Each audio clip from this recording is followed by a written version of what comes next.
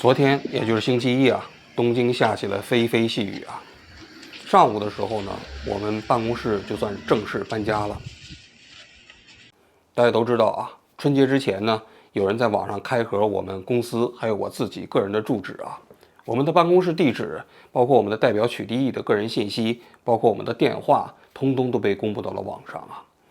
这个对我们来说造成了非常大的伤害。最直接的一个后果就是我们自己的很多员工啊都不敢到公司来上班了。这个办公地点呢，实际上是没法用的。我这个办公室啊，实际上是去年3月份租下来的，因为它是一个毛坯房，我们当时要在这上面做一个演播室，所以陆陆续续装修啊，花了4、5个月的时间。去年的8、9月份才算是正式搬到这里办公。现如今呢，整个这个办公室啊，用了不到半年的时间呢，就不得不废弃了啊。这个办公室我们一共签了7年的合同，前3年呢是不能撤销的。假如说我们这个办公室彻底不能用了的话，对我们来说至少损失要1000万日元以上。但是现如今呢，暂时没办法啊，我们只能先搬离到这里，因为要保证我们自己所有员工的安全。说句心里话，这件事情啊，我自己啊，感觉到有点不太可思议啊。我在路上的时候就跟我自己的同事讲，我觉得我们华人呢，在文化上有一点，可以说是劣根性。什么劣根性呢？就是经常干一些损人不利己的事情。你说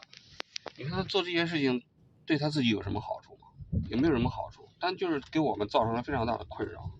你看这工作也不能工作了，然后这个公司现在还得去搬家，然后我们还得跟这个警察去报警什么的。给我带来非常大的困扰。我觉得华人里头有一个非常不好的这个文化吧，这个文化呢就喜欢干损人不利己的事情。就这件事情对他们没有任何好处，但是呢，他就希望你倒霉，你倒霉了，他心里他就觉得舒服一点。我觉得这个心理非常阴暗，对吧？这个我觉得很多中国人身上有这个，就是这种心理啊，就叫怕你好，怕你坏，对吧？就你要好了，你做得好了，做得成功了。他心里难受，其实你这个成功跟他也没什么关系，也不是竞争关系，但是他心里难受。但你要哪天倒霉了，哎呀，他恨不得喝酒庆祝一下，对吧？其实这些人网上曝光我们这些人，我也不认识，我也跟他们没有什么利害冲突，天天在网上就是围着我们就是骂呀、辱骂呀、盯着我们呀，就是开始黑呀、造谣啊什么之类的。就我心里说实在，我不太理解这些人。你说有这个时间做点正事儿啊，增加点自己的收入，然后让自己的生活过得更好一点，这不是正常人应该做的事情吗？但这些人你看看他每天做这些事情，我没法理解他。现在知道是确切是谁干的，知道了吗？知道的，就是住的长野的一个中国人，这个人叫叶星，其实也是中国人，拿着中国的护照。他的目的是什么？确切知道了吗？不知道他的目的是什么，听起来真的是令人寒心。如果我觉得啊，就这些人跟我共同说中文，我觉得挺羞愧的，因为他让我看到了太多人性的幽暗的那一面，丑陋的那一面。人之所以为人，就是他跟动物之间有区别呀。所谓这个区别是什么呢？就是人本性中间是有善良的天性，但是我们在这些人身上我们看不到，我们看到的都是那些极其阴暗丑陋的那一面。是他们给我们造成了非常大的麻烦啊！我们现在要换一个办公地点，我们在东京又不得不过起了颠沛流离的生活。但是啊，我个人觉得我们不会放弃。最近一段时间大家都知道啊，我在东京呢，在日本呢也经历了焦头烂额般的各种各样的事情啊。这些事情有哪些呢？首先我在找律师，然后再报警，因为网上这些曝光我的人呐，我是没有办法放过他的。如果我这件事情就这么忍下来了，我在日本将来会永无宁日，因为任何人都可以随意曝光我的信息，随意曝光我们的公司的地址啊。那么我们在日本怎么生存呢？因为日本的按照法律来讲啊，你藤本的信息作为一个行政书士，你到法务局就可以调取出来，但是法律有规定你不能随意的传播。如果这种随意传播这公司藤本信息的这样的一种不被遏制的话，那整个这样一个日本制度的设计的初衷啊，可能都崩塌了。你想一想。所以啊，其实我不仅仅是在维护我的权益啊，也是维护着日本这样一个靠信用支持的社会的这么一个基础。我不能放过这些人，所以我最近呢一直在找律师。我的诉求很简单，在刑事上协助警察把曝光我的人把他抓起来，在民事上我要起诉他，要求他赔偿我们这公司啊最近一段时间因为网暴所承受的各种各样的损失。应该说非常困难啊，因为在一个法治国家，按照法治的方式啊去处理这些问题啊，程序极其复杂，过程也极其漫长啊。律师跟我讲，他说这个过程可能你要做好心理准备，可能要持续1年的时间。说句心里话，找律师呢也是一波三折啊。最开始有朋友给我介绍的律师啊，我去见了一下啊，我当时也是出于信任，很快就跟他们签了合同。但是合作了1个星期左右的时间，我发现根本不行。他们一方面不熟悉这方面的业务，另外一方面他也理解不了我们中国人在网上的这些是非。同时呢，这个又对我提出了很多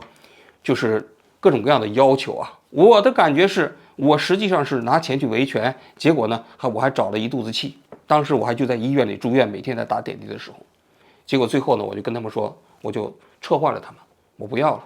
把他过去给我花的钱结算之后呢，我又另起炉灶重新找律师。我就想起来了，我在日本啊认识一些大学教授啊，学法律的，我就找到他，让他给我推荐律师啊。所以现在我们又重新找到了律师来帮助我们做这件事情。说句心里话，真的是非常难。在一个法治国家，那些暗地里啊采取非法方式啊去黑你的人，其实他们只付出非常小的成本，就可以让你付出非常大的代价。但是如果你遵循正常的途径，想要维护你自己权利的时候，你有的时候会感觉到比登天还难。这就是我现在的感受，这就是我在今天搬家过程中间，在冒着霏霏细雨啊，不得不搬离我自己的办公室的时候的心理感受。其实事情还不仅仅如此啊！就在我住院的期间啊，那网上就传言说，日本有一个国会议员呢，向日本的法务局啊提出质询，要求吊销我的在日本的签证，同时呢阻止我在日本入籍。这当时我正在躺上做输液，很多朋友就给我发来信息说：“志安，你赶紧看一下。”后来我在网上一搜，还果然如此，真就有这么一回事啊！是日本的参议员有一个叫滨田松的这个人呢，他向法务局发了一个质询函，我看了一下，这质询函写的还挺这么正式的啊。然后呢，这件事情就引起我的重视啊，因为他在那个质询函里头明确讲啊，就是因为我在台湾啊违反了台湾的这个观光法律啊，被台湾行政院处以5年不得入境的这么一个处罚啊，相当于违反了台湾的法律嘛。所以他就要求日本的法务局是同时可不可以吊销我在日本的这个签证。那你想想，如果是吊销的话，我等于在日本就没法待了嘛。所以这件事情我就赶紧把这个文件翻译下来，找律师朋友来看，同时我也调查了这件事情的背景啊。这件事情啊说起来还真就有点复杂啊。1月24号这一天啊，台湾的移民署宣布对我进行处罚。在日本神户市有一个议员，这个议员叫上白田啊，傻白甜不是傻白甜，就是上白甜啊。那个白甜那个字我不认识啊，因为上面一个白，下面一个甜啊，我们就管它叫上白甜好了啊。这个议员啊就在网上开始发帖，他说他坚决跟台湾呢站在一起啊，然后呢对我这种行为表示谴责啊，说我在台湾呢嘲笑什么残障人士啊，然后他同时就提出来了要想办法阻止我在日本入籍，发了好几条帖子啊。这件事情挺蹊跷的啊。按道理来讲，一个神户市的议员啊，大概就相当于中国铁岭市的人大代表啊。你想想，他突然关心起我的这个入籍的问题来了，这是不是有点奇怪啊？我其实跟他也没有任何交集啊，我就查了一下这个人的背景啊。这个人呢，跟台湾的关系非常之密切啊。今年台湾总统大选的时候呢，他还到台湾去观选，也是受台湾这方面的邀请啊。他跟民进党政府之间的关系非常非常的不一般，过去每一年都到台湾。然后呢，你像那陈柏惟当时被那个国民党发起来罢免的时候，他在日本还专门接受采访说，我坚决支持陈柏惟啊。他说这是国民党搞的这样一个下三滥的措施啊，就是对中共啊这个搞台湾呢要有利啊。同时他这次去台湾的时候呢，他还专门说要考察中共对台湾的认知作战，通过虚假信息啊。这个人原先是个大胖子，然后后来突然减肥了，然后他入境台湾的时候呢，人家还怀疑他说你看这他不是一个人呢，他就拿出一个手机出来说，你看，哎，我减肥了，然后呢，人才放他进去啊，就是这么一个人。这么一个人呢，在1月24号的时候就开始陆续发表对我的各种各样的存在着各种偏见的这么一个帖子啊，就扬言号称要阻止我入境，要入籍日本，同时要吊销我的签证。2月1号的时候，这个叫滨田松就直接把这个所谓的质询函发出去了。这中间实际上只有不到1周的时间。这里的蹊跷在哪儿呢？蹊跷就在于啊，这个上白田啊，这个议员呢，他是一个自民党的议员。他自己本身由于不是国会议员，他是没有资格向日本的内阁提起这个所谓的质询的，他就找到了滨田松。但是滨田松并不是自民党的呀，滨田松是一个叫 NHK 党的，这个党的背景咱们回头再讲。那就说明什么？就是说明就是这个上白田议员呢，到了东京之后，他没有找自民党总部，或者说他找了自民党之后没人理他，他就找到了这个滨田松。这个滨田松呢是一个什么党呢？就叫反对 NHK 收钱党。这个党啊成立在大概是2012年还2013年，一开始叫全民一起成立党。他这个党呢就只有一个口号，就是反对 NHK 啊来收钱。大家都知道，日本的 NHK 啊是跟英国的 BBC 有点像，它是一个公共电视台。这个公共电视台呢，它不是靠广告来维持自己的这个收入啊，是要求日本所有家里头有电视的人都必须要交这个所谓的观看费，就不管你看不看，你只要家里买了电视，你就需要交这个 NHK 的观看费。那么日本有些人就有怨言呐，怨言就是说，实际上我也没怎么看电视，你还要从我这强制收钱。于是呢，这有一个叫立花孝志的人，在这个2012年还是2013年就成立了这么一个叫“我们一起来成立一个党”。这个党的诉求就是反对 NHK 来收钱。那么在确实在日本的社会中间，有一些人对 NHK 强制收费是不满嘛，所以他这个党的这个号召呢，还是获得了一部分人的支持啊。所以在他们2016年的时候，地方选举，他们提名了41个人，最后当选了26个人，就是全日本啊，是40几个都府道县啊，每个都府道县下面都有这个议员了，这加起来可能这个数字可能是几万人啊。他们提名了41人，当选了26人。在2019年的时候，日本呢就参议院和众议院全国性的大选开始选举啊，这个所谓的叫什么反对 NHK 收钱党啊，也参加大选了。参加大选呢，这一年啊，无巧不巧啊，这个党啊，他提名的这个所谓的区域立委啊，区域的立法委员、国会议员呢，全部当然都是惨败了，他不可能赢得选举的。但是日本的这个参议院的议席啊，跟台湾有点像，它分为这个区域的立法委员，同时还分为不分区立法委员。这不分区的立法委员呢，也就是说有一个条件，就你这个政党如果在全国啊政党得票率超过2%，那就会在议会分得一个席位。哎，那年无巧不巧啊，这个反对 NHK 收钱党啊，恰恰好呢，就刚好迈过了2%的这个门槛儿，就在日本成立了，就相当于变成了一个正式的政党，同时获得了一席参议院的席位。那这个参议院的席位呢，就是他们的政党的主席啊，叫立花孝志。没想到这个立花孝志呢，当选了参议员之后啊，没几天他就因为大嘴巴瞎讲话，就受到了舆论也包括参议院的议长的批评啊，他就干不下去了。因为日本这个社会啊，其实虽然说议员呢有言论豁免权，但是你乱讲话其实也是不行的啊。所以这立花孝志在这年的7月份当选之后呢，到了11月份的时候他就辞职了，一共干起来可能没干半年。于是呢，这个叫滨田松的人呢，就递补成为了 NHK 反对收钱党的这个参议院的议员，他的身份就是这么来的啊。但这个党啊，虽然跻身于参议院非常不小心跻身于参议院，但实际上在日本社会里总体来讲是一个搞笑的形象。比如说他们到了参议员之后啊，他们要把自己的党的党名啊要改了，改成什么呢？改成叫全民这个国民自反对NHK 收费党，然后呢简称叫自民党，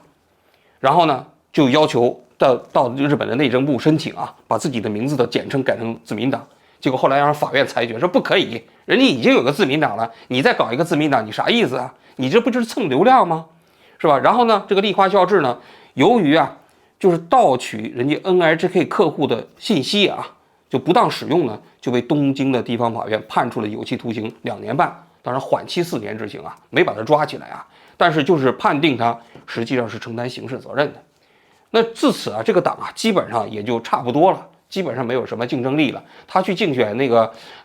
埼玉县的那个立法委员的选举，最后呢，人家当选的议员106万票，他只得了10几万票。所以这个党呢，后来就乱七八糟的乱改名，在这个从19年开始啊，到现在啊，也就是4年的时间，改名改了10几次，最后要改名叫什么日本女子48人什么团党然后中间又改名叫什么蓝党，所谓蓝党就是风暴党的意思啊，好像每隔几个月就改一次党，所以这个党总体来讲就是一个负责搞笑的。而这个滨田松呢，平时跟法轮功的关系还比较密切，因为日本的法轮功啊搞活动的时候，他还专门发贺信呢。所以大家可以看到这里的蹊跷了吗？这蹊跷就是说，一个自民党的地方议员跟台湾的关系啊，有了千丝万缕的关系，第一时间就反映出来，想要阻止我的签证，同时就找到了一个搞笑的NHK 反对收费党这么一个唯一的参议院的议员，由他来递交了这么一份所谓的这个质询函。但毕竟啊，这个人是一个参议员嘛，然后他给法务局发的这个质询函，从日本的法律来讲，这个法务局有义务必须回复。那么你再看这个滨田松的这个所谓的质询函啊，这个质询函里头充满着各种各样的陷阱啊。这个文件啊，当时我们第一天拿到的时候啊，我就找人呢把它翻译下来了啊。为什么充满了陷阱呢？表面上看啊，它实际上针对的是我个人，但它这里头一共有5条，要法务局来回复的。这里头第1条他就讲到，他说日本和台湾呢虽然没有外交关系啊，但有实际交流由这个日本与台湾关系协会负责。这个协会呢是一个公益性的财团法人，外务省的官员也经常被借调到这个协会工作啊。那么日本与台湾关系协会和这个台湾关系协会之间关于出入境的管理领域曾经写过备忘录。那他就问了，法务省你们是不是知道这个备忘录的存在和内容？那么这个备忘录的内容你们是不是要顺利实施？那么日本政府将要采取哪些措施来执行这个备忘录？此外他还讲到了法务省的官员过去借调到日台交流协会，那么我们还希望问现在还有没有？那这个动机是非常险恶的。险恶什么意思呢？也就是说，他其实借着我这件事情，是希望日本政府来承认日本跟台湾之间的这种所谓的民间交流关系、民间外交关系是实质性的国与国之间的外交关系。所以你可以看到这份所谓的备忘录背景实际上不简单，就在于此。第二，他在讲到，根据台湾的媒体报道，王志安根据台湾的法律啊，我的这个所谓的签证已经被吊销，5年禁止以旅游为目的来台。他说发生这样的事情啊，就相当于我在台湾已经违法了。那么这个违法了，日本政府是不是知道呢？如果知道的话，那是不是应该取消王志安在日本的所谓的居留许可和入籍的将来的这种必要呢？这就动机很险恶了，这就是要吊销我在日本的签证。第三，日本和台湾之间没有外交关系，但台湾是我们的重要合作伙伴呢。台湾明明具备国家3要素，两国之间一直有很多往来。我一直认为法务省管辖的出入境管理和入籍问题，有必要通过日台交流协会和台日关系协会联络，加强与台湾内政部和其他有关机构的合作。政府对此有何看法？这又是借题发挥，就是借着我这件事情，要求日本的法务省跟台湾的内政部之间，就所谓的签证问题应该有更加实质性的联系。第四，他又讲了，他说按照日本的法律啊，是否可以违背入籍者的意愿剥夺其日本国籍啊？如果不可以，那么对于外国人的规划问题，是不是应该更谨慎的对待？政府如何看待外国人的入籍问题？第5个方面，如持有居留证，包括特别永居的外国人，如果有了犯罪行为，无论是持有哪种居留证，都应该吊销其居留证，也就是在留资格啊。对此，政府如何看待这个问题？我希望得到这个答复。这是2月1号啊，这个叫滨田松的人给法务局的质询函。这个质询函发给法务局之后呢，后来在2月13号，日本的内阁总理大臣岸田文雄啊，就针对这个所谓的滨田松给法务省的这么一个质询函做了一个回复。这份回复啊，应该说写的是非常有技巧的啊。这个当时我在推特上专门讲的，他日本人写的这个话绕来绕去。那么我在讲这个回复的过程中间，还是要稍微翻译一下。你看他第一个方面他就讲了，他说第一，我国与台湾关系的基本立场是根据1972年的中日共同声明第3款来维持非政府之间的实务关系。你说的那个备忘录，由于是公益财团法人的交流协会和亚东关系协会签署的，政府无法对备忘录提出问题进行回答。什么意思啊？那意思就是说啊，在日本政府看来，台湾并不是被承认的一个主权独立国家。你给我挖这个陷阱，我还不明白吗？这种陷阱，我作为一个内阁总理大臣，我看不出来吗？你这太小儿科了。我如果回答你这个，不光是你这个备忘录这个问题是否合适，我都掉进了你的陷阱。这种小儿科，你不要给我来做，我早就明白了，对吧？这是第一点。第二，就是关于贵方的提问，我们认为具体情况进行判断，不能一概而论。关于在留许可和规划的判断，我们会综合考虑申请者的行为和许可必要性进行考察。那什么意思？就是我将来王志安将来如果申请规划的时候啊，那么我们会根据王志安的具体情况进行考察，跟你没有什么关系。第三，关于剥夺规划许可和日本国籍的问题啊，我听不懂，因为一旦要是加入日本国籍了，还怎么剥夺呢？在日本的法律上规定，只有一种情况，就是你当时申请入籍的时候啊，采取了重大虚假信息，隐瞒了你的实际情况，才有可能剥夺国籍。除此之外都没有，一般的犯罪不在这个此列。第四，关于在留资格啊，这个法律规定，他不是讲了半天吗？关于在留资格啊，什么是不是该不该可以因为，比如说我在日本，我在台湾，是吧？因为一个上的一次电视就被批评，然后被剥夺了一个所谓的旅游观光资格的问题啊。他说是不是就要被剥夺在日本的在留资格？他是这么讲的，他说关于在留资格的法律依据啊，建议你去查一查相关的法律规定，写的都非常清楚。说白了，就对你这么一个搞笑的这个 NHK 党的议员来说啊，你以后也不可能当选了，下次估计你们这党都无法存在了啊。你在写这个质询函之前呢，你都应该做一些最基本的功课，因为这些法律条款都写得清清楚楚。而且他实际上还在提醒日本的参议院的院长，请注意你们这些这个边缘性议员的素质问题。这就是日本的内阁总理大臣岸田文雄他们内阁给这个所谓的搞笑的参议员的这个回复函啊。这个回复函发出来之后啊，那当时确实在网上还引起了非常大的反响，因为当时这个质询函发出来的时候，日本大家都知道了，拉皮条的呀，什么卖假酒的呀，还有那些所谓的搞那个黑中介忽悠国内割韭菜的那批人呢，欢呼雀跃呀。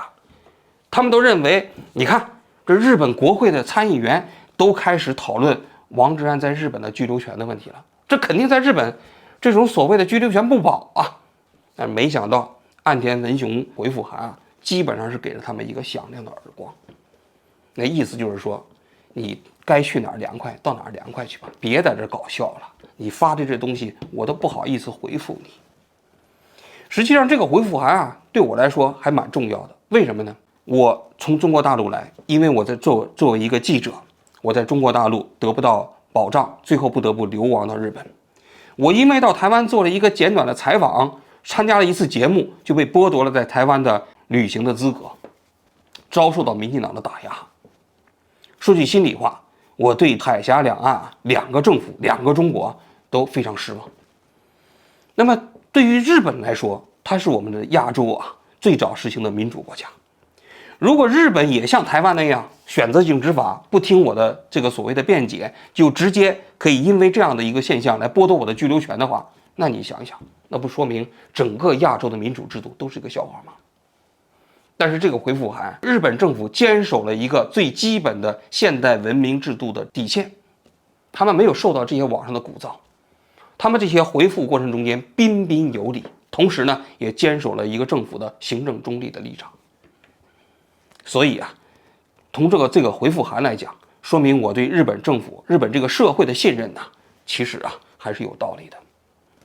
但是也有人跟我讲他说日本这个国家有的时候你看文读看不出来，因为毕竟我将来申请入籍的时候要向法务局申请，而法务局要通篇来考察我这个人。他们有的时候还会做家访，到附近的邻居那儿来考察这个人是不是按时扔垃圾，扔垃圾的时候是不是把那个分类都分类的非常准确，晚上有没有噪音打扰到隔壁的邻居。总而言之，他们要考察你是不是一个好人。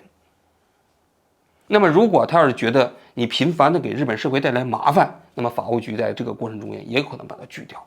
那我就不知道了因为我现在还没有申请入籍我要到今年的10月份我才符合入籍的标准但是这件事情在我看来呢，确确实实也给我在日本社会带来了一些麻烦。什么麻烦呢？大家可以看到了吗？这些法轮功的群体，也包括亲台湾社会的群体，和那些所谓的搞假中介、搞黑中介割韭菜这批人，他们在日本社会中间也形成了一个对我一张强大的网，无时无刻都在准备着对我投射出他们仇恨的匕首，就是希望把我搞掉，就是希望把我的签证搞掉，就是希望能够把我从日本赶出去，甚至可能通过曝光我的信息，然后网暴我这样的一个方式给我的工作，给我个人的生活造成非常非常大的麻烦。这就是我今天在日本社会面临的困境。不过我还是要在今天的节目里头讲尽管如此，我依然不会妥协。为什么？因为我在整个这个事件过程中间没有做错任何事情。我一直相信一个人之所以可以走得远，就是因为他始终在做正确的事情。我扪心自问，在过去这1个月的时间里头，我在台湾做了采访，我做错了什么？如果要是说我无心之失那么一个所谓的0.5秒的肢体动作，我早已经道歉，反复道歉，并且捐款来表达我的歉意了。除此之外，我认为我无愧于心，不仅仅是对台湾，还是对海外华人，也包括对日本社会。我生活在日本，我给日本诚实纳税，日本社会有困难，我也愿意帮助。我在这里是一个安分守己的公民、居民，将来也有可能是公民我不相信我通过做正常的事情过程中间，就会在这个社会中间遭受到无情的打击。如果有，我也会面对，我要跟他们抗争到底。所以我在日本，我今天就在我们公司搬家的第2天，我要讲，我们要继续在日本社会跟他们斗争。这个斗争除了那些所谓的那些躲在暗处的卖假酒的、卖这个拉皮条的，还有那些所谓的那个黑中介割韭菜的人，我要跟他们斗争。除此之外，那些所谓的亲民进党的那些议员、政治势力，还有那些法轮功的群体，我也不会向他们妥协。我在这个世界上树立的敌人已经够多了，也不在乎再多几个。如果有本事，你们就来吧。我们到底要看一看，究竟谁才能在整个这样的事件过程中间获得最后的胜利。就算有一天我在日本社会没法待了，我也不后悔，因为这个世界上不仅仅还有亚洲，还有大洋洲，还有美洲，还有欧洲可以选择让我去。我在有限的生命过程中间从事着愿意做我自己愿意做的事情，我做着我自己认为正确的事情，我认为就够了。这就是我今天想说的。最后给大家看一看我们新的办公室，我觉得条件还不错。他们越迫害我们，我们办公条件越好。好，我今天就讲到这里，谢谢大家。